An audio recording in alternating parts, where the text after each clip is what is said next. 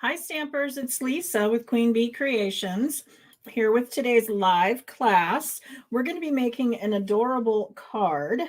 We have done something similar to this. It's kind of a joy fold. It's got kind of the score lines of a different card we've made, and we've often done it vertical. This time we're doing it landscaped. So just trying something new. I'm working with the Beside Me stamp set, which I had in front of me and it disappeared. Here we go. And it has a lot of coloring involved. And a lot of people have told me they don't like coloring. Some of you do, some of you don't. So Monday's video, we colored. This one, we're going to be doing something different. So join me on my desk and let's get started. This is the card. I did an emboss resist, and I've also had several of you tell me that you have trouble using Very Vanilla. So that's what I'm doing today. Our base is Very Vanilla, and I have that scored at our 4 1/4. So it's the 5 1/2 by 8 1/2, scored at 4 1/4, but then I scored it again at 2 1/8, which is half of the front. So that's going to give us that funny fold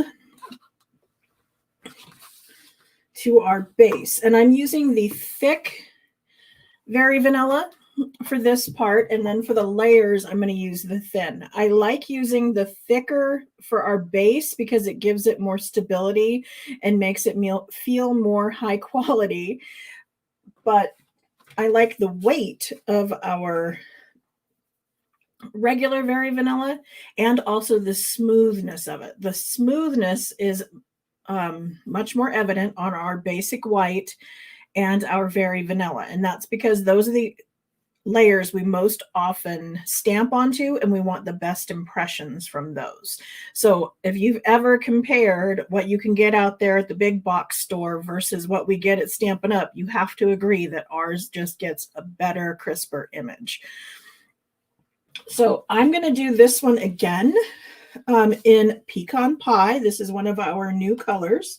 This piece here is 3 1/2 by 7, and then scored in half at the 3 1/2 inch mark. And then I have one to go over it that is 3 inches, or this one is 3 inches, I believe, because I was just going for a little something different with a little wider border on it. This one is 3 1/4. It just depends on what all you're comfortable with, or I'm just trying something different. I'm also going to make, and we have our little piece that goes on the bottom. This is 5 3/8 by 2 inches.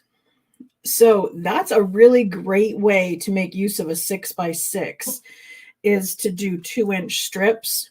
Also, if you're doing a 4 by 5 1/4, also you get the 5-inch strip, or the 2-inch strip left over, and we need to know what to do with those, right? Because we want to use all our designer series paper, which, by the way, is on sale. So I want to make sure and point out that during the month of June, our designer series paper sale is going on. And they have, let's see, that's 13 different designer series papers that are all going to be on sale 15% off. And you have to agree, 15% is pretty good. So it's a great time to stock up on those great designer series papers. If you'd rather have 20% off, I have another deal for you, because they're also doing a special on our starter kit that normally you get $125 worth of product, that right now you get $155. And the best part about our starter kits is they don't come with, any kind of requirement that you absolutely have to sell. Of course, it's best for you if you sell, because you make a little money. But if you just want it for the discount, absolutely, it's there for that too. And if you were to sign up, let's see, if you signed up right now, your first full quarter would be September, October, November, right? No, it would be right now, the end of June. So we have July, August, September. So it would be July, August, September would be your first full quarter. And then October would be a pending month. So you would have that 20% discount for a minimum of those 4 months. And of course, get to be on my team. You get, together with other Stampin' Up! Demonstrators of like-minded ideas. And you get to order stuff early. And during that time frame, we will be getting a new catalog and some new online exclusives. Actually, the online exclusives you can choose right now as part of that kit. So let me grab a few things. I'm going to do some clear embossing. So I'm going to do that on the front. Now I chose clear because this is very vanilla. If I was going to stamp on white, I would probably emboss in white. But I thought the white would be kind of a stark contrast with our very vanilla. And then I'm going to blend over with our blending brush in Pecan Pie. So let's grab that one. And I only want to clear emboss on that one. And I'm going to be using the one where they're fishing. So there's a father with probably a father, because Father's Day is coming, with 2 kids, a boy and a girl.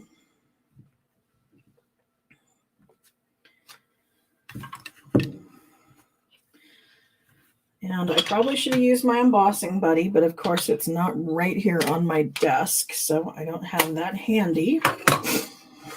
And then I'm going to put the clear embossing powder over it. And again, the tray comes in handy. My husband is actually painting my file cabinets. And so a lot of the stuff I store in my file cabinets that is normally very handy for me isn't there because the file cabinets are out in the garage being painted. So stuff isn't where it's supposed to be. But a lot of you have been asking me for a tour of my craft room. And it just made me think that, it's not where I want it to be. Things don't match the way I would like because a lot of things have been put together kind of piecemeal as I've found really good deals. And a little bit of paint will make it all match. At least some of it anyway. So I'm going to heat emboss this. I'm going to heat from both sides. Yikes. Because that gives the evenness so that I'm applying heat to both sides and it keeps the paper from warping, which is something that it would do if you only heated one side.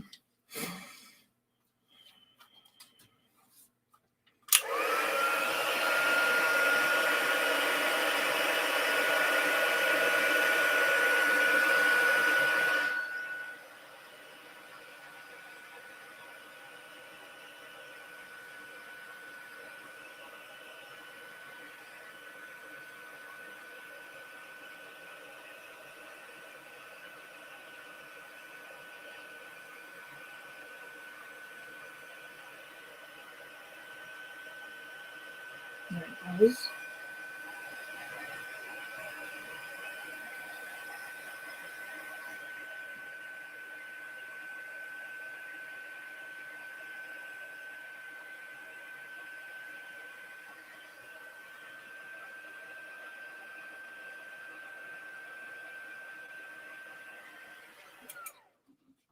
So I don't know if you could see that, but the way that I could tell that it was ready and melted is that it got shiny. So let's see if we can focus. So you can see that little piling on the right side is still kind of dull. That means that that is not heat set yet. So I'm going to go back and heat set that part. But that shows you when it's melted and ready versus when it's not.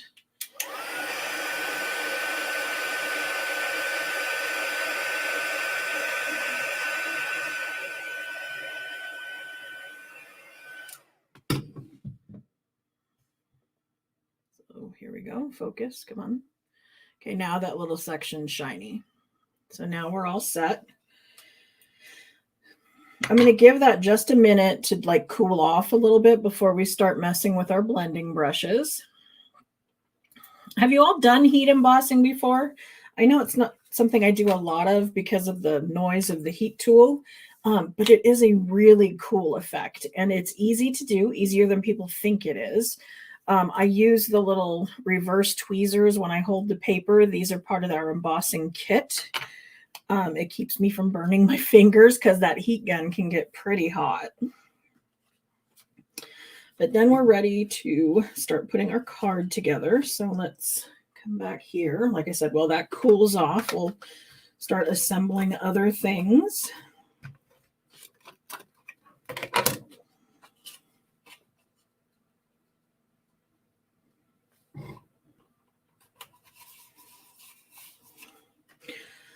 Now I just put a little bit of adhesives in the corners for that one. I am going to put adhesive all the way along the edge of this one. Again, because of the heat embossing, it warps just a teensy bit. I mean, it didn't warp too bad because I was even with it, but just to ensure that we get a good stick, I will put more adhesive on this piece than I normally do. And then we're going to have the little piece it's going to sit on. This is kind of what makes it the Joy Fold card. And I'm going to center it kind of top and bottom and side, and then just adhere that.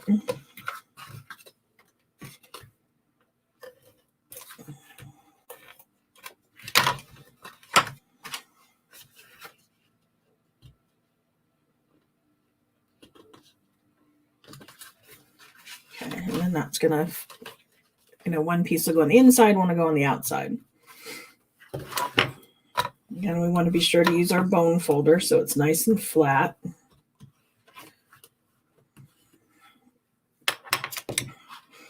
And then we will have the piece for the inside. And we're going to do a little blending on both, because I'm going to take our pecan pie and I'm going to stamp our sentiment in the middle here. But then I'm going to use the blending brushes. And let's see, let's get a different piece of scrap paper under there.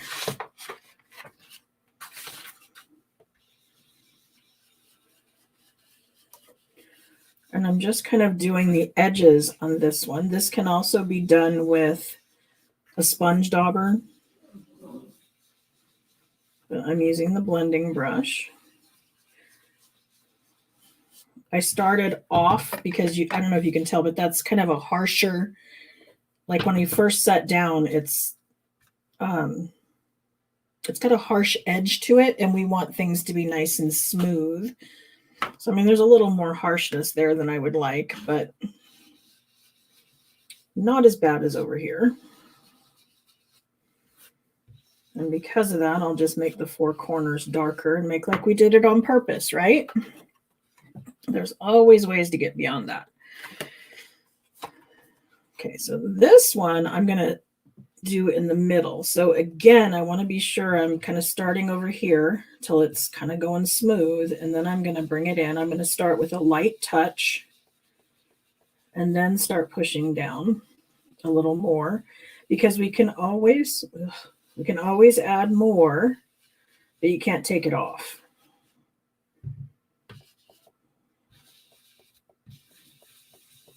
Okay, so I have a fingerprint in the corner like last time. So I guess that's where our birds are going to go. The set that we're using comes with these birds. I can put those like right over the top of that little mark, or we could use some embellishments. Maybe I'll do that because the birds are a little small. If I lined that up exactly, I could probably make the bird on there, but I don't want to miss on camera, so we'll find something else. But got to keep those baby wipes handy and be careful with those brand new pads because they are really juicy, which can be a good thing, but also gives us those little fingers. You have all the supplies. That's fantastic. Yeah, a lot of people think the heat embossing is hard, and it's not. The most common thing is that if you have any kind of oils or anything on the paper when you sprinkle the powder, it's going to stick to that too. So you want your hands to be clean and you want your paper to be clean. That's when that embossing buddy comes in. It's part of our kit, and it's a little tray that would catch all the embossing powder and the tray, the tweezers, oh, and the embossing buddy.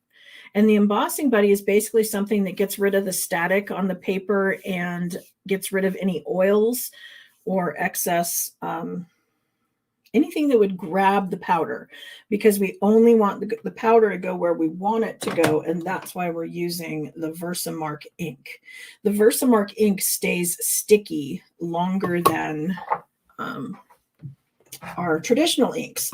But I want you to know you can also, if you have the Stamparatus, you can also look like you embossed in one of the colors, because you would stamp the image first on the Stamparatus, and then without moving the paper or the stamp, you would clean off your stamp and then use Versamark and put clear powder over it, and it'll look like you stamped or heat embossed in the color. So there is a way to do that.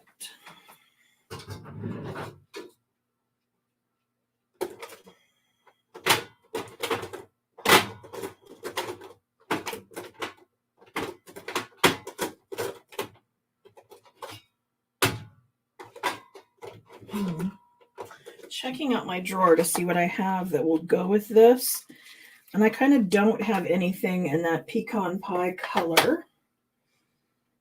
So I'm going to grab one of my pecan pie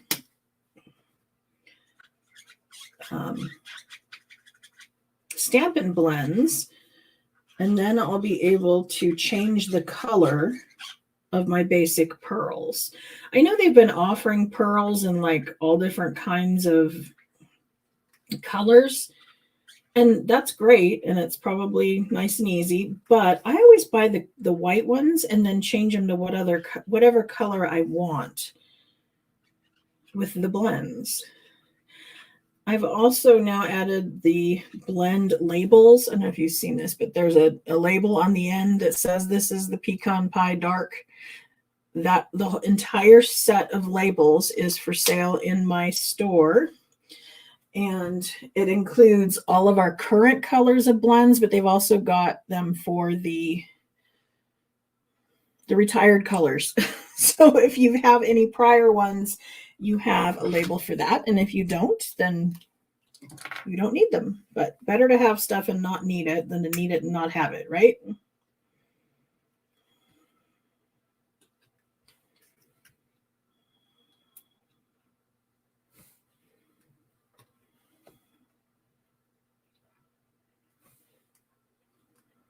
Okay. And then, like I said, I'm going to put a little more adhesive on this than I would normally do because I want those edges to stick, even though we've heat embossed and it may be a little warped.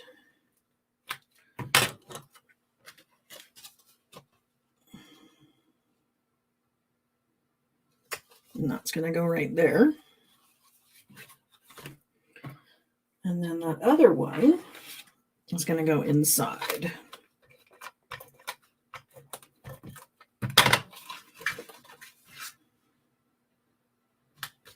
So there's our card in Pecan Pie. But I also said I was going to show you another one. So this time I'm going to clean off my stamp, and we're going to use Misty Moonlight. So I have another very vanilla card base. And then I have the fold over section in Misty Moonlight along with our designer series paper. And this time, rather than do the emboss resist, I'm just going to stamp in that color, because that's another thing we don't often realize is that you can just stamp in a color and then not worry about coloring it in. I could have also, with that pecan pie, I did another card like that where I embossed in our copper. That worked really well with that. We need our inside. Again, you always want to clean off your stamps in between colors. And I have these little pieces of chamois, and I've also got our Stampin' Scrub over there. The benefit of the Stampin' Scrub, which is normally what I use with our red rubber, is you use the Stampin' Mist with it. And the Stampin' Mist has kind of a stamp conditioner built into it, so it keeps the stamps flexible. I guess I want to say it keeps them from drying out and cracking. That's part of what's in that Stampin' Mist. Cotton balls and baby powder instead of the embossing buddy, probably. I've also heard people use cornstarch. It'll get you something similar. It's especially okay if you're working on white, because those may leave a little bit of residue behind. But yeah, cotton balls and baby powder is probably fine. Not very much, but yeah, some. And then again, clean your stamps, because you are touching the baby powder and it's getting onto your stamp. But you were going to do that anyway because you used ink, right? Oh, I need that blue again. Didn't do our inside.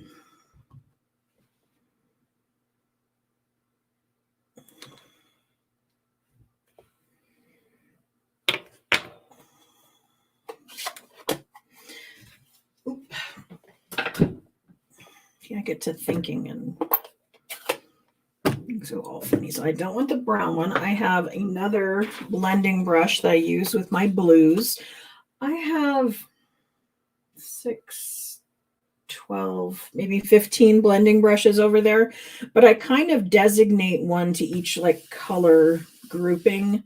Like this is always blues and the other one's always browns. I've got a pink, a purple, an orange, a green. You know, I don't have to have one for every single color, but for each color family, then I don't have to wash them out as frequently. They can, because this is all water-based ink, they can be just cleaned with pure water, maybe a little bit of mild, maybe baby shampoo, something really mild. And then you would let them dry because they are very fine bristles. But they do take a while to dry. I have found that it's at least 24 hours, if not more, for them to dry. So since I don't want to wait that long, I'm a little bit impatient. I just have one for each color. And like I said, most of the time when you're done using it, the color's pretty much rubbed out. You may want one for, you know, your really dark blues versus your lighter blues, but it's pretty safe either way. Just, you know, rub it on your paper, your scrap paper beforehand, so you can kind of see that everything's pushed out of it. And even if, you know, if I was using this and then I went to balmy blue, I may load up some balmy blue and then swirl it on my paper and see if I've got any residual of the dark left behind. It's always good to test on scrap paper before going on to your project.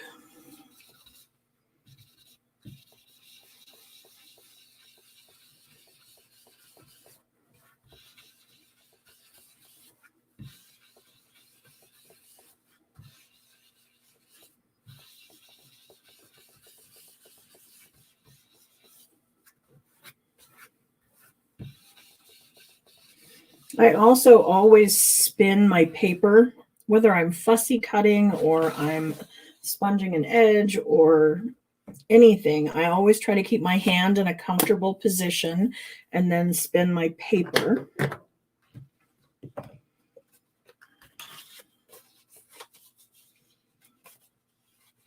I will butt up the ends on the good side and then push my way back into the fold.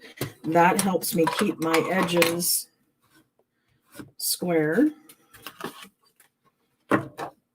So again, I've got it scored, so I'm pretty sure I'm gonna be in the right spot, but I will still butt up the edges and push back into that score line.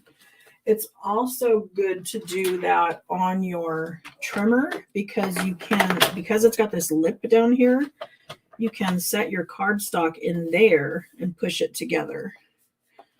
So your edges are kept even and then push back into flattening that out.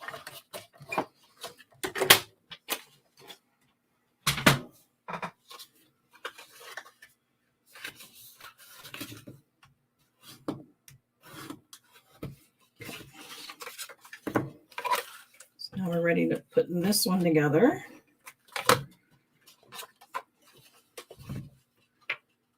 Now again, that could look like it was embossed. We could have made that image shiny by having this in our stamparatus, stamping in the blue, cleaning off the stamp, and then stamping again right exactly over the top with the Versamark, and then putting the clear embossing powder over. I forgot our birds. When a card is put together with kind of a neutral, like either a vanilla or a white, and then the ink and the papers, or the designer series paper, the ink are all the same color, that's what we call monochromatic, meaning all the same color.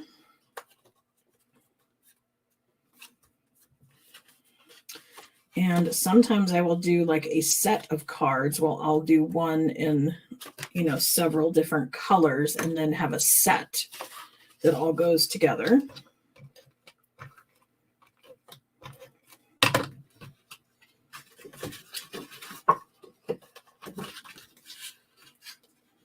It's also one of the major benefits of Stampin' Up! Is that all of our stuff coordinates. So if I were to pick the designer series paper, the ink, and the cardstock, they're all going to match exactly, which I can't do when I go to the regular store and buy things. Because a red is not always a red, even if you're staying within the same brand often, because there are different dye lots and things.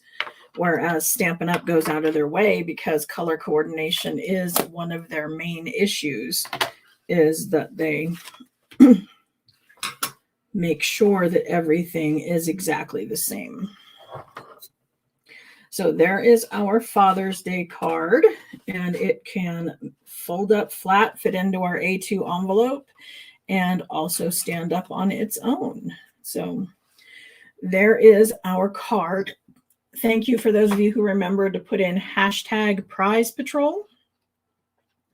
That is how you get entered into the drawing, because we are going to draw for Prize Patrol. You have to type it in exactly like it says, with the hashtag, the Prize Patrol, no spaces, and a computer is catching it behind the scenes, and we're going to spin, and whoever's name it lands on is who's going to get today's card in the mail. So I will have projects next week. UPS is a little late, so I'm expecting my box this afternoon, because the stamp set I want to use for next week is in that box. So I apologize I don't have Monday's card ready, but keep an eye on my YouTube channel, and it will go up there as kind of like a coming soon. And then you can put the reminder on there, because once I have it up there as a coming soon, you can hit remind me, and it will tell you. Also, if you're a subscriber to my channel, thank you very much. I really appreciate that. And if you turn on notifications, that too will let you know when I post a new video or when I go live. So please comment and like the video. That helps me as well. And if you ever need any of the projects, supplies that we're using, of course, those are available in my online store. So has everybody entered hashtag Prize Patrol? Because we're getting ready to go spin. And we'll give this thing a whirl. Not a lot of names. You have a good chance. There we go. There is our winner. Congratulations. Of course, you know to go over to my blog or my website, and you would, up in the URL at the top, you're going to put in /prize patrol after the end of the URL. While you're there, please check out my online store. There's a bunch of little freebies in there. There are the color coordination cards, and the 1/8 inch mark ruler is in there. Lots of fun stuff that you can get for free. I'm adding more all the time. There's also the Stampin' Blend labels, the color or the cardstock swatch book is in there, as well as the tutorials and the bow maker and all that good stuff. So congratulations. I want to say Carrie. You throw me off with being the weird name up on the screen, but congratulations, and fill out that claim form and I will pop that card in the mail. Go take advantage of our stamp sale or our DSP sale that's going on right now. And if you have any questions whatsoever about joining Stampin' Up and getting that little extra bonus, let me know. I'd be happy to answer any questions. I'll see you Monday. Bye.